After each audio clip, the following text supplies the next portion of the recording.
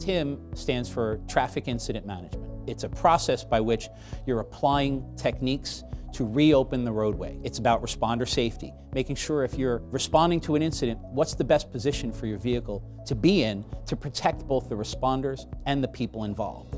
It's about quick clearance. You don't want to be on these roadways any longer than you have to.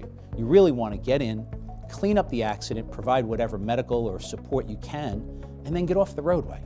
And then finally, it's about communication, making sure that police, fire, EMS, and us at the DOT are all talking to each other.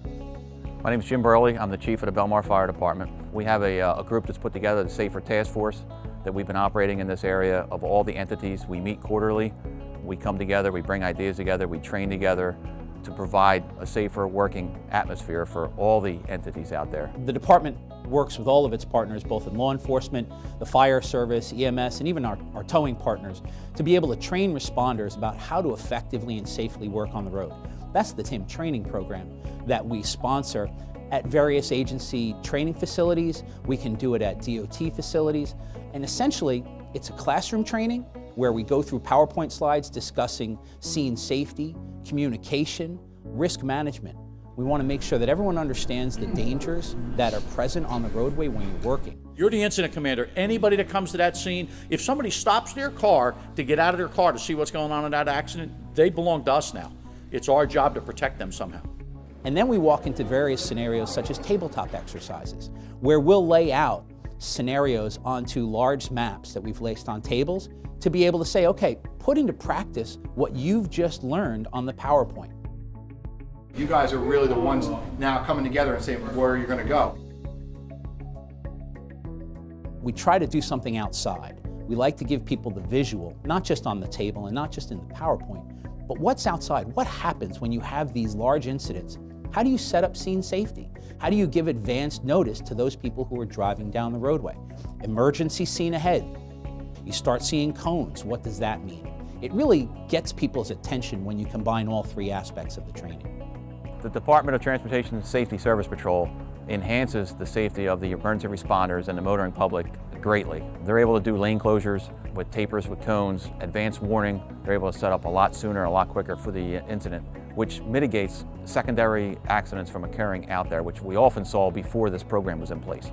Other hazards we face are traffic. Traffic's been a huge factor with us in the last few years since we had a line of duty death caused by one of our firefighters being struck by a vehicle. Our department mandated us to have the TIMS training.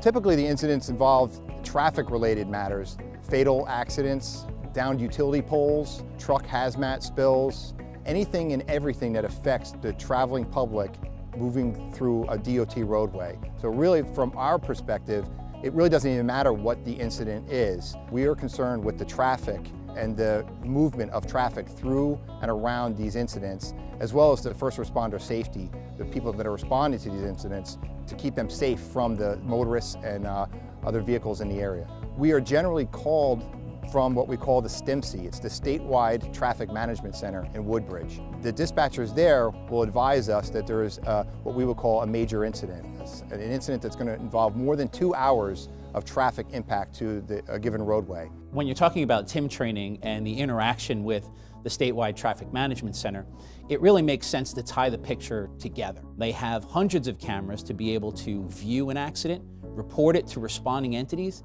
and tell them what's blocked before they can even arrive on scene. So it's really kind of like advanced notice.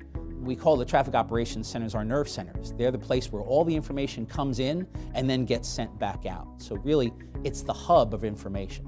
Here in the Traffic Management Center, we have our dispatchers, and their responsibility is talking to the people out in the field. Next level is the operator. And the operator is using the cameras, using the variable message signs, using some of the different ITS equipment that we have, as well as putting messages up on the signs. To maintain a safe environment for not only the motoring public, but for the emergency responders also, would be one, don't drive while you're impaired. 2, put the cell phone down, do not text and drive. And the third one would be slow down and move over. If you see an emergency vehicle, if you see a tower on the side of the road, slow down and move over.